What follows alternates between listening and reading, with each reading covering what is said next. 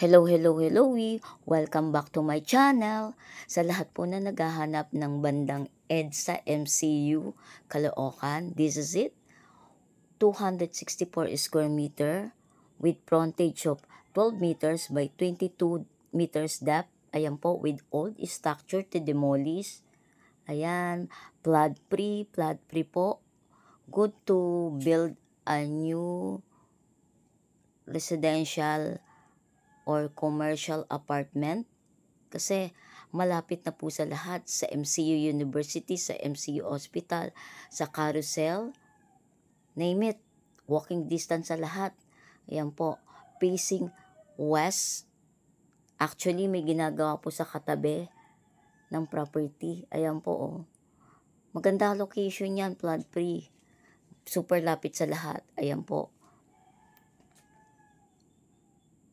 Walking distance sa lahat, Ever Emporium, fast food chain, hospital, carousel bus station, LRT station, SM Grand Central.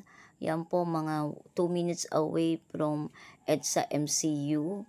May dali na rin. Tapos banda sa kanan is may palengke. Andyan yung monumento. Sa kaliwang side is General Tino. Name it, slightly negotiable po yung presyo. Ito po yung story ng title. May extrajudicial pero settled na raw po yung estate tax. Actually, 10 po yung magkakapatid dyan. 2 yung namatay, settled na estate tax. Ang tax declaration po is residential pero lot only. Kung sino man po yung bibili niyan is siya na po bahala magpa-demolish kasi hindi po mabibigyan ng clearance ng assessor kung lot only lang po. Since lot only po yun nasa tax declaration, si buyer na po magpapa-demolish.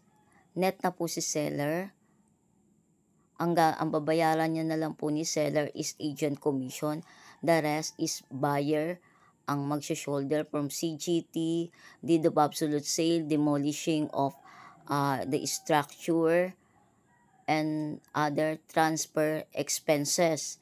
Pero mura na rin po yan, mababa na rin, wala na kayong makukuhang super lapit sa EDSA.